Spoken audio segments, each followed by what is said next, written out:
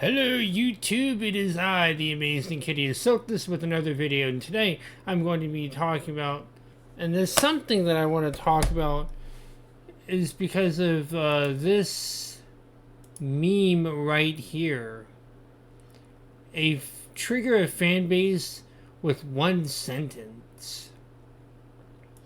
And so I thought,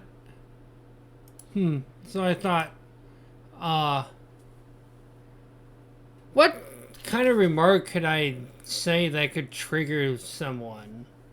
Or several different remarks that I could trigger someone. You know, a lot of people think that this was peak multiplayer.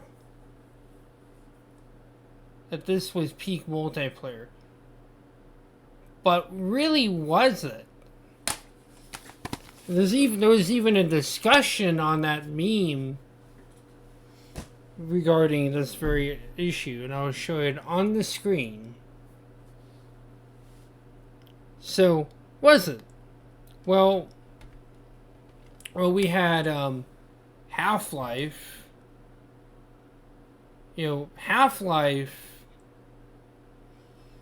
and by extension Counter-Strike, as he pointed out, we're pretty good game.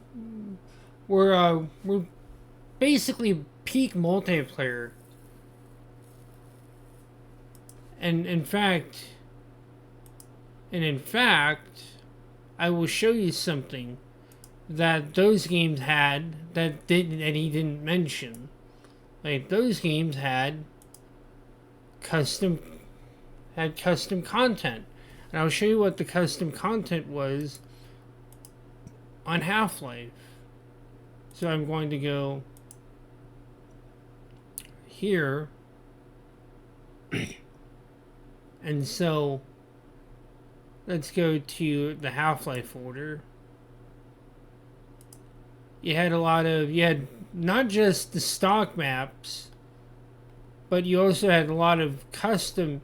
You got the single player there though, but the rest of it are multiplayer maps. You also had a lot of like really cool maps. I have a bunch of rats maps in here. So you didn't just have stock content, you also had custom content. And this was also true for Counter-Strike. So Counter-Strike didn't just have the standard fare of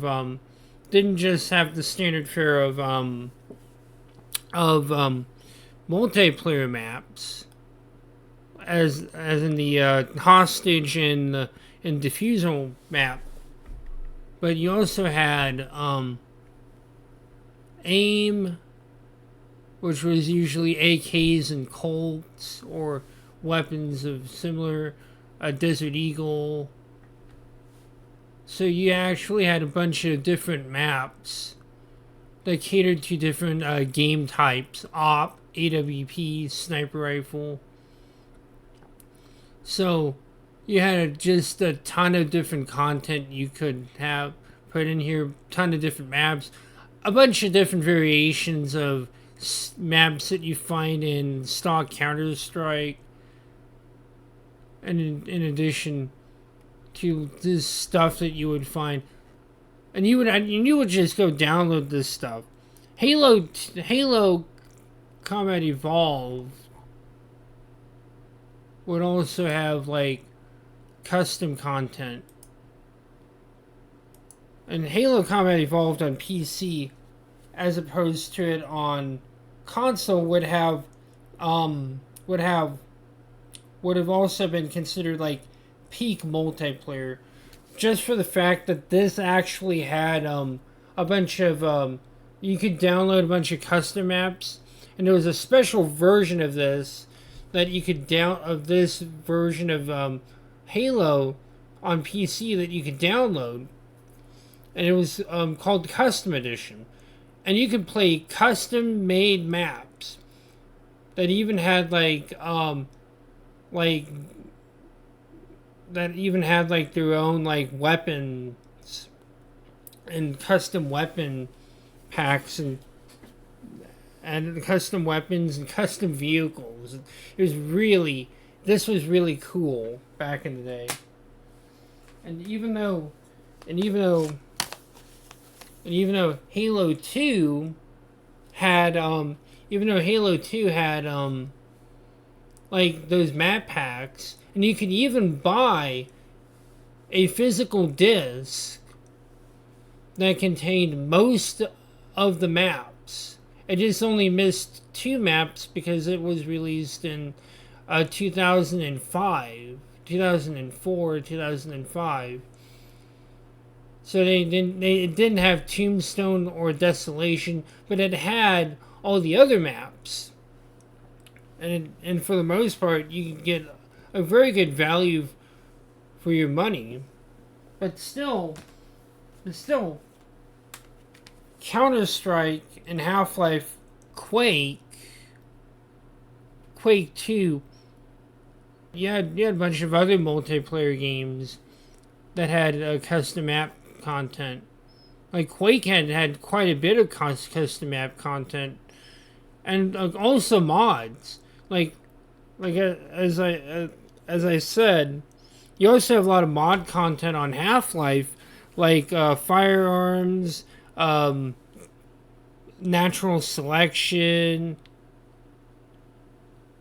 and you had the specialists. That was another like mod you could play on Half-Life. So you also had a lot of other multiplayer content that you could go through on Half-Life. Of course, how could you forget Unreal? Like Unreal is considered to be the champion of multiplayer, but I honestly think Unreal,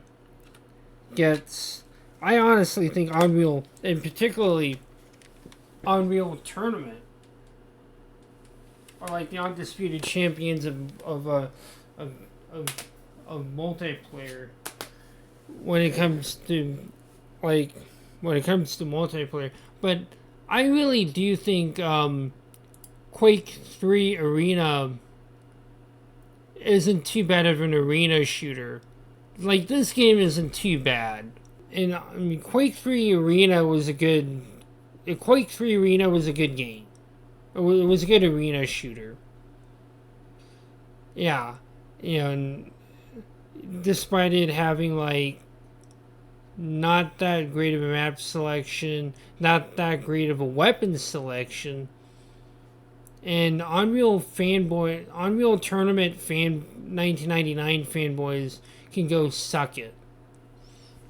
I mean, people give it a lot of flack. Oh, it doesn't have as many weapons as it doesn't have as many weapons as Unreal Tournament 1999. Or the maps are just really not very diverse. I mean, maps are still pretty good in that game, and the weapon selection I kind of like because it makes it a much tighter experience. Like it makes Quake 3 Arena a much tighter experience. Like they picked the weapons that obviously worked the best in Quake, the ones that they felt were really good weapons, and they kind of brought it down to like 6 weapons, whereas Unreal I think has more. So, and also a good game would be would be a Quake 2. Like, seriously, Quake 2 has like the best has like a decent multiplayer. It may not be Quake multiplayer, but it is most certainly isn't bad by any standard. It's actually quite decent of a multiplayer, even if it was tacked on. It's better than it is better than Half-Life 2 Deathmatch,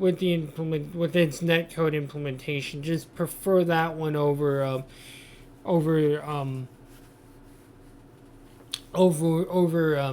Quake. And especially some of the source ports with Quake 2 add a server browser, like Q2 Pro adds a server browser. It makes it a lot easier to play that. But I would say the best arena shooters that I can think of are that I consider top tier are the original Quake, Half-Life, Quake 2, and Unreal Tournament. So those are like the four like arena shooters I can think of. Especially because those had like a lot of mod content like Action Quake. And it's just like there's just so much content there was just so much more content on PC than there was on console. And there was so many different games that you could play. Like Half-Life, like games like Unreal Tournament 1999, Unreal Tournament 2004, definitely 2004, Unreal UT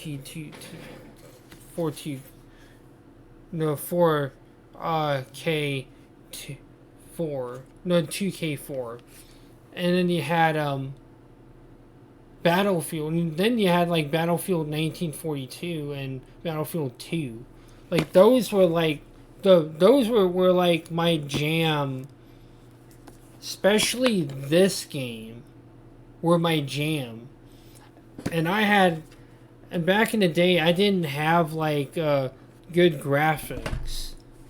Like my computer essentially had, and this was essentially the graphics that was on my computer, so I couldn't even play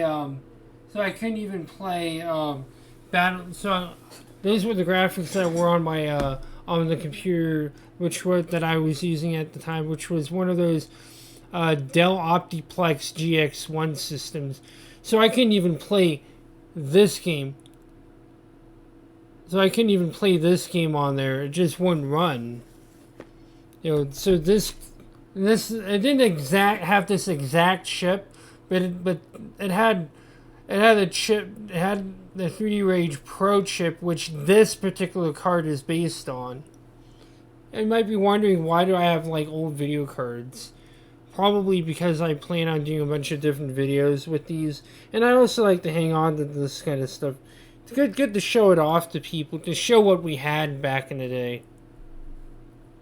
And so I thought that one post on Twitter made me actually think about all the multiplayer games that how much PC gaming had more to offer than like consoles back in the day. And I hope you enjoyed this video. Peace out to everyone.